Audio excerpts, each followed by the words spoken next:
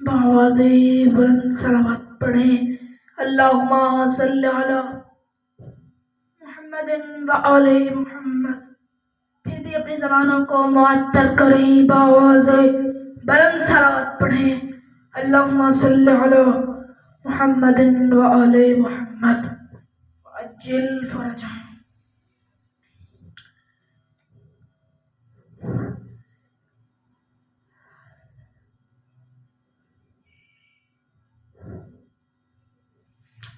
آج اعوذ باللہ من الشیطان الرجیم، بسم اللہ الرحمن الرحیم۔ الحمد للہ الواحد الاحد الفرد الصمد الذي لم يلد ولم يولد ولم يكن له كفوا احد، ثم الصلاة والسلام على اول العدد السید الاوحد والنور المجسد العبد المؤید والرسول المسدد المصطفى الامجد والمحمود الاحمد مولانا ابی القاسم محمد۔ اللہم صل علی محمد وآل محمد وعلى آلہ الطیبین الطاہرین المعصومین الذین اذهب اللہ عنہم الرجس وطہرہم تطہیرا۔ اللہم صل علی محمد وآل محمد۔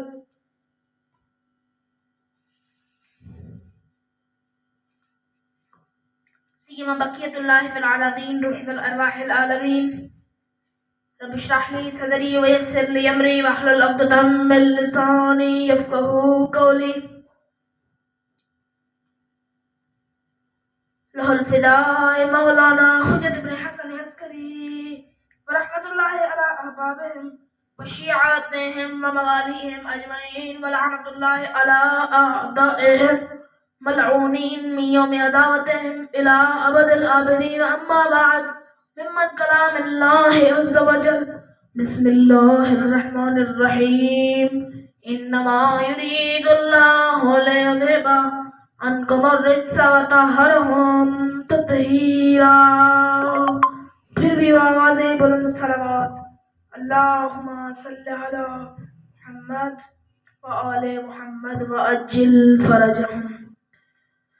میرے ساتھ قابل احترام عزیز و دوستو، بزرگوں، یہ محفل کسی تعارف کی محتاج نہیں ہے۔ جناب زہرا کی شہادت کے ایام ہیں۔ سوید ابن غفلہ بن غفلہ کہتے ہیں، جس وقت جناب زہرا سلام اللہ علیہا مریض ہوئیں، آپ کا مرض اس قدر بڑھا، اسی مرض میں اسی دنیا سے رحمت کر گئیں۔ اس وقت مہاجرین اور انصار کی عورتیں بی بی کی عیادت کے لیے آئیں اور جناب سیدہ کو سلام کیا، آپ کی احوال پرسی کی تو آپ نے ان سے مخاطب ہو کر پہلے ہی خداوند عالم کی حمد ثنا کی اور اپنے باپ رسول اکرم صلی اللہ علیہ وآلہ وسلم پر درود بھیجا اور فرمایا، بختہ میری زندگی اس حال میں ہے کہ میں تمہاری زندگی کو دوست نہیں رکھتی اور تمہارے مردوں سے بیزار ہوں۔ ان کو زمانے کے بعد چھوڑ دیا گیا ہے اور ان کی بدنیتوں اور بری عادتوں کی وجہ سے کی بنا پر ان سے دوری اختیار کر لی ہے۔ اس میں بی بی پیغام دے رہی ہیں کہ تمہارے مردوں کو تمہاری زندگی کو دوست نہیں رکھتی ہوں، مردوں سے بیزار ہوں، بدنیتوں اور بری عادتوں کی وجہ سے ان کو تم سے دلی دوری اختیار کی ہے۔ کتنی بری بات ہے انسان یافتہ ہونے کے بعد پھر ضلالت و گمراہی کے راستے پر چلے، حق اور نور و ہدایت کرنے کے بعد ظالموں اور ظالموں کو اور تاریکیوں میں جو پھنسے والے ہو، اور ان لوگوں پر جو حق و ہدایت کی راہ پر پیغمبر اکرم صلی اللہ علیہ وآلہ وسلم کو کے بتائے ہوئے راستے کو چھوڑ کر گمراہ ہو جاتے ہیں۔ پیغمبر اکرم صلی اللہ علیہ وآلہ وسلم کے امیر المؤمنین علی بن ابی طالب سے کنارہ کشی کر لیں، اور وہ علی جو باب مدینۃ العلم، مظہر تقویٰ و عدالت، صاحب شجاعت و حقیقت ہے۔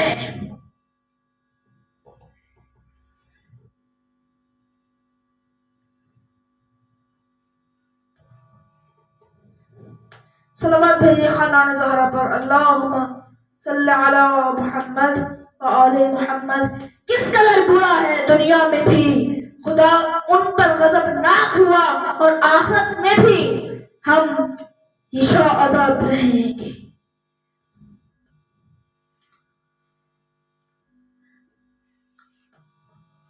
حضرت فاطمہ الزہرا نے مسجد نبوی میں وہ تاریخ ساز خطبہ ارشاد فرمایا ہے جس میں عالم انسانیت کے لیے بہترین عبرتیں ہیں، اور رسول اکرم کے بعد پیش آنے والے واقعات سے باخبر ہونے کا بہترین ذریعہ ہے۔ جناب زہرا کی وہ شخصیت ہے جن کے باپ، شوہر اور بیٹوں کے بارے میں خداوند عالم نے آیت تطہیر کو نازل فرمایا، انما یرید اللہ لیذھب عنکم الرجس ویطہرکم تطہیرا۔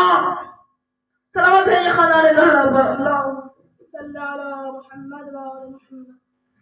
پھر بھی اپنی زبانوں کو معطر کرنے والی آواز بلند صلوات۔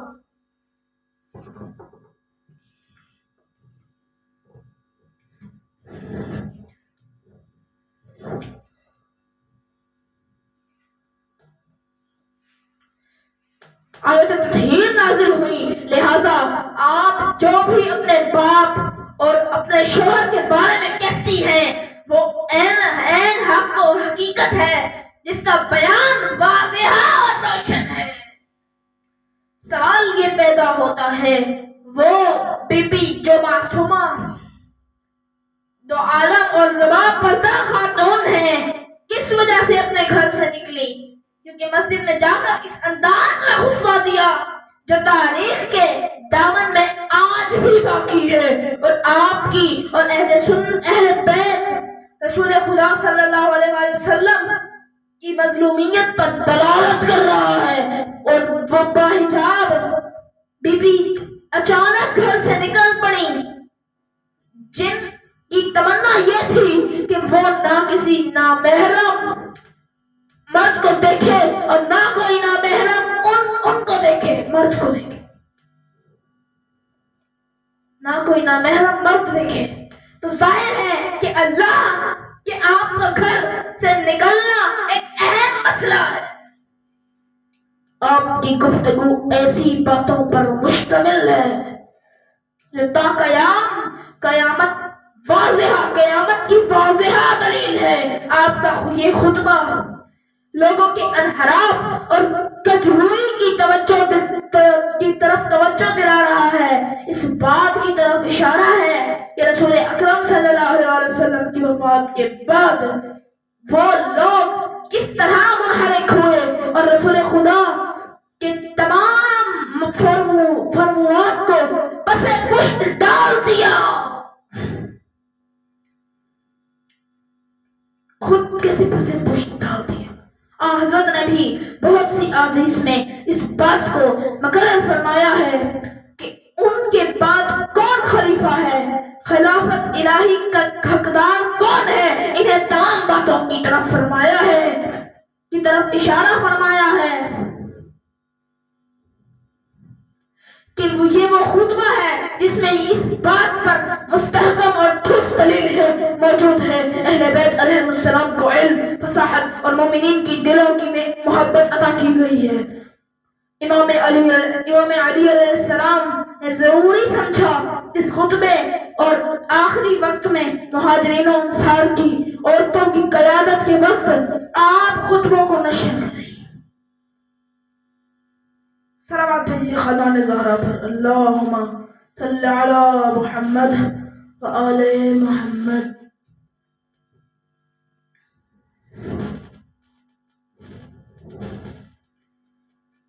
نشر کریں اور تاکہ مذہبی آپ کے غضب شدہ حق اور آپ کے اور اہل بیت رسول خدا کی مظلومیت کو بیان کرنے میں اپنا فریضہ کو ادا کر سکے۔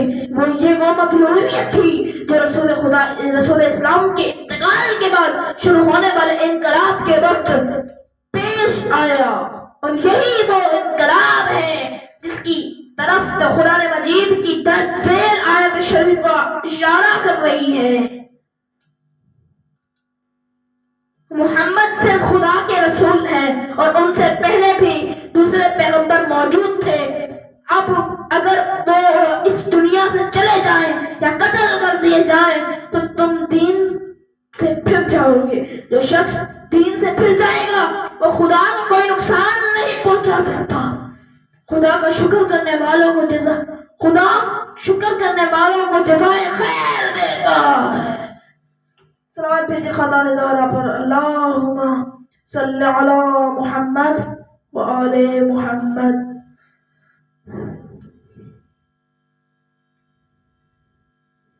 جناب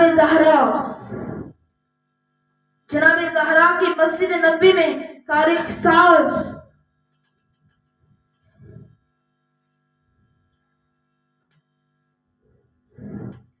صلوات خاندان زہرا پر، اللہم صلی علی محمد و آل محمد وعجل فرجہم۔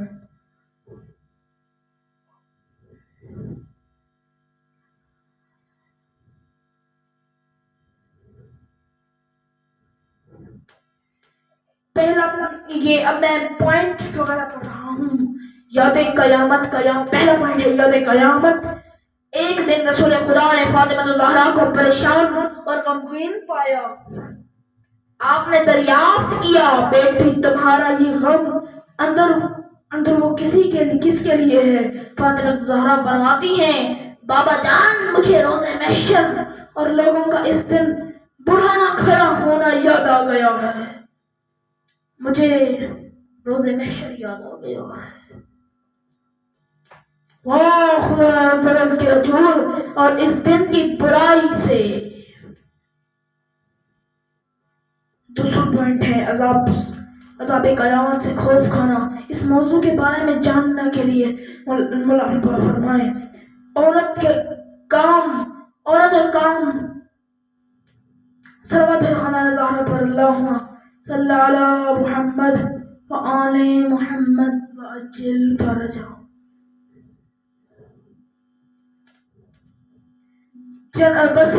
تحریری وصیت نامہ۔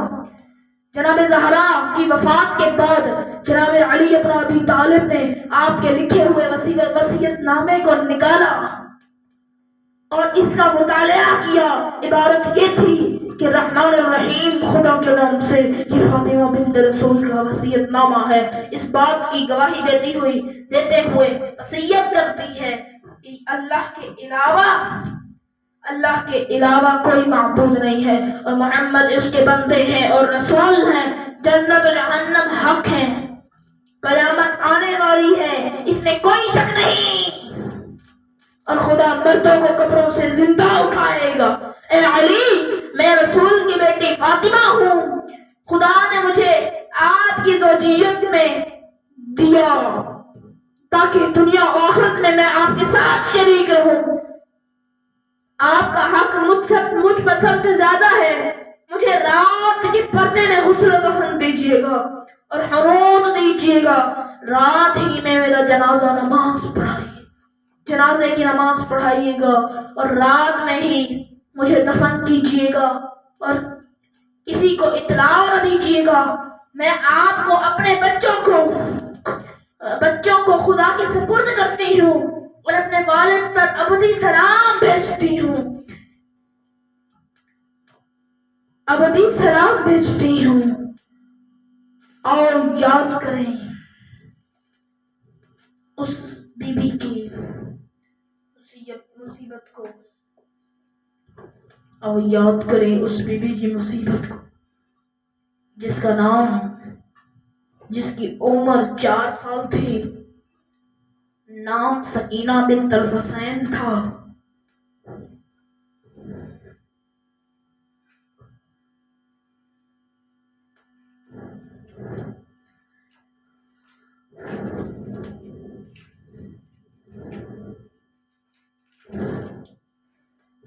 سوچئے اس بیٹی کا مقام کیا ہوگا جسے حسین نے مانگا ہو۔ تہجد نے کہا پروردگارا ایک سینے پہ سونے والی ہو، اس کا نام سکینہ رکھوں گا، اس کا نام سکینہ رکھوں گا جو میری تسکین کا سبب بنے۔ عرب میں ان کا نام رقیہ تھا۔ لوگوں نے کہا آپ سکینہ کیوں بلاتے ہیں جبکہ ان کا نام رقیہ ہے؟ نام جو بھی ہو مگر شخصیت ایک ہی ہے۔ آج خود امام حسین کو پرسا دو، مولا جب بھی بی بی سکینہ کو اپنے سینے پر سلاتے تو کہانی سناتے۔ شام میں بی بی سکینہ کی طرف ایک خاتون نے صدقہ پھینکا اور کہا جب کھا لینا تو دعا کر لینا۔ اب وہ حسین کی بیٹی تھی، انہیں جلال آ گیا، کہا تمہیں معلوم نہیں ہے ہم آل محمد ہیں، ہم پر صدقہ حرام۔ وہ فوراً دوڑتی ہوئی گھر گئی، دوسری کھجوریں لے آئی، کہا میں نظر کی کھجوریں لائی ہوں، کھا ذرا دعا کر لینا، تمہارے چہرے پر بڑا نور ہے۔ اگلا جملہ بڑا مشکل ہے، یتیم بچوں کی دعا جلدی قبول ہوتی ہے۔ تو جناب سکینہ نے ننھے سے ہاتھ اٹھائے اور کہا میں کھجور بعد میں کھاؤں، بتاؤ دعا کیا ہے؟ اس نے کہا میری 3 دعائیں ہیں۔ میرا شوہر زیارت کے لیے تجارت کے لیے سفر پر گیا ہے، دعا کرنا وہ سلامتی سے گھر واپس آئے۔ پھر دوسری دعا کرائی، پھر تیسری کروائی، اے بیٹی جیسے آپ یتیم ہو، اے بیٹی جیسے آپ یتیم ہو، ایسے میرے بچے یتیم نہ ہو۔ حسین کی بیٹی کو جلال آیا اور کہا پھپھی اماں میرے بابا مجھے سینے پر سلا کر کہانی سناتے تھے۔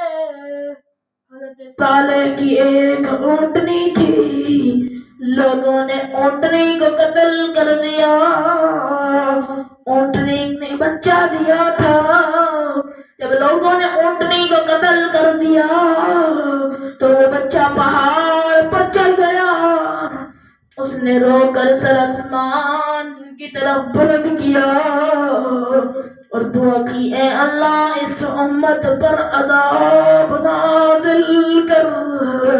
تو اللہ نے اس بچے کی بددعا کی وجہ سے امت پر عذاب نازل کر دیا۔ اس اونٹنی کے بچے کا زیادہ مقام ہے یا میرا زیادہ مقام ہے؟ پھپھی اماں میں بددعا کروں گی، آپ آمین کہیے گا۔ اماں جب یہ مجھے تازیانے مارتے ہیں میں ان کے لیے بددعا کروں گی۔ جناب زینب نے کہا سکینہ بددعا سے پہلے بابے کے چہرے کی طرف دیکھ لینا، آپ کے بابا نے بددعا نہیں کی۔ کہا جب جناب سکینہ نے اس وقت خاتون سے کہا کھجورے واپس لے جا، میں ویسے دعا کر جاؤں گی۔ جب شام غریبہ میں بی بی سکینہ کو تماچے لگے، بی بی بے ہوش ہو کر گر گئی۔ نہ جانے بی بی کو کتنے تماچے لگے ہوں گے کہ بی بی بے ہوش ہو گئی، تو چاروں طرف بیویوں نے ماتم شروع کیا، آنسو بہ رہے تھے۔ جناب سکینہ کے چہرے پر گرے، ہوش آ گیا۔ کچھ دیر تک پانی لایا، پتہ نہیں کون لایا۔ کہتے ہیں جناب حر کی بیوہ لائی تھی۔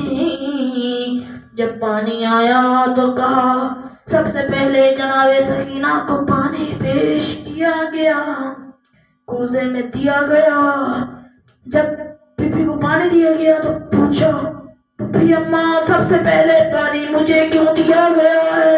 فرمایا، آپ سب سے چھوٹی ہیں۔ آپ سب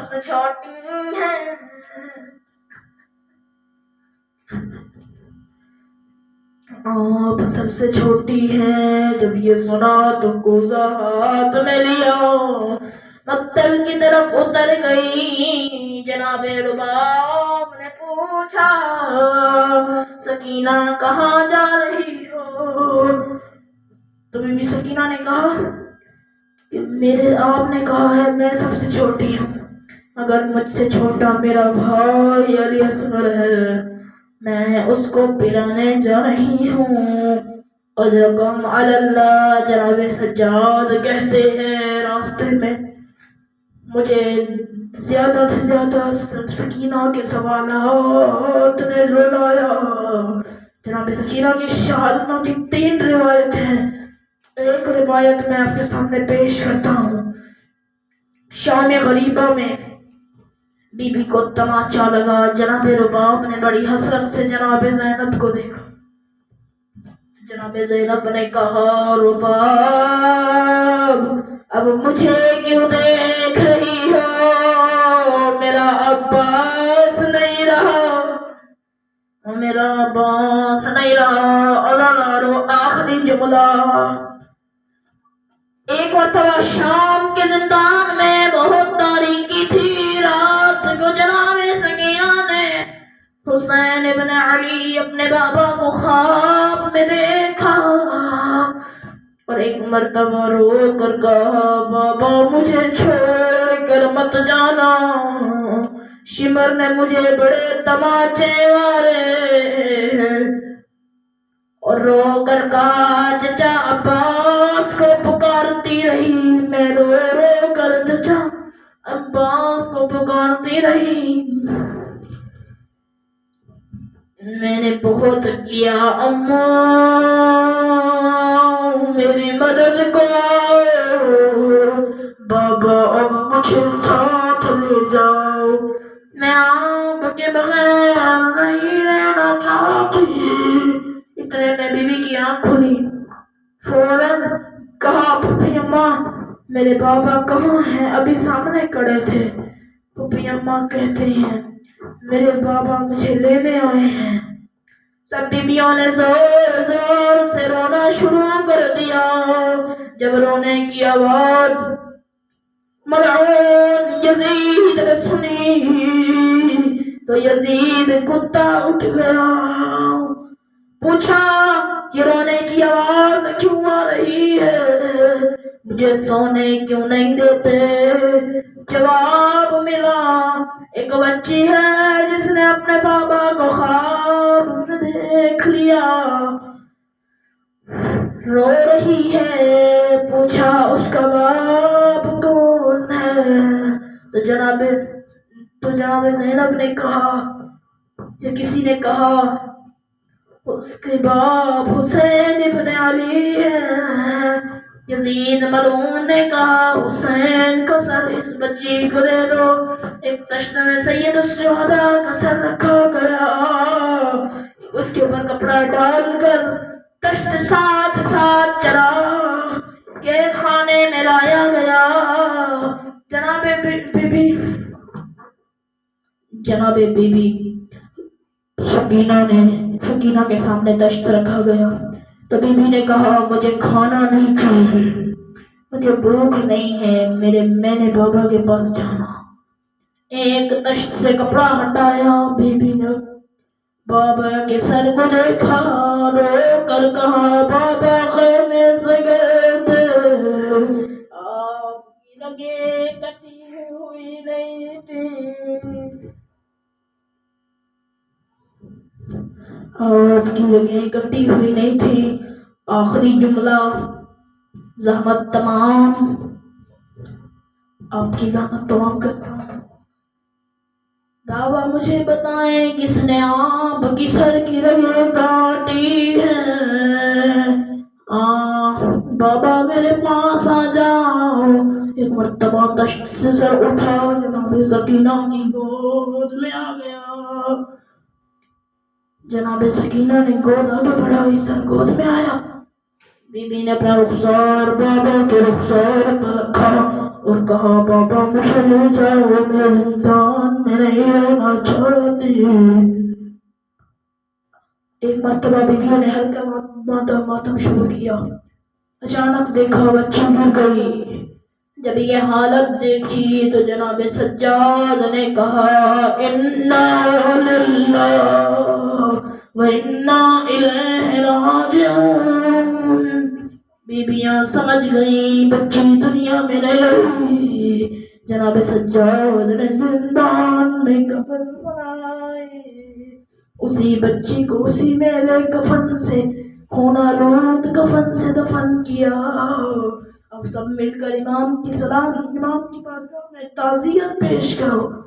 السلام علی الحسین الغریب، السلام علی الحسین المظلوم، السلام علی بنات الحسین، السلام علی اخوات الحسین، السلام علی علی ابن الحسین۔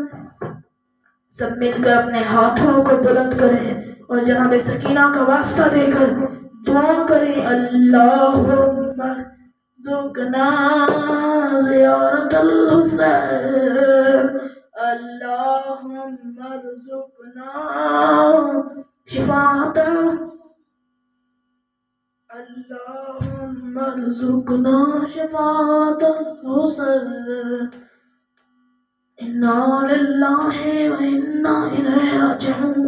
السلام علیکم یا صاحب العصر والزمان۔ اللہ تمام دعاؤں کو قبولیت کے لیے بابا زبردست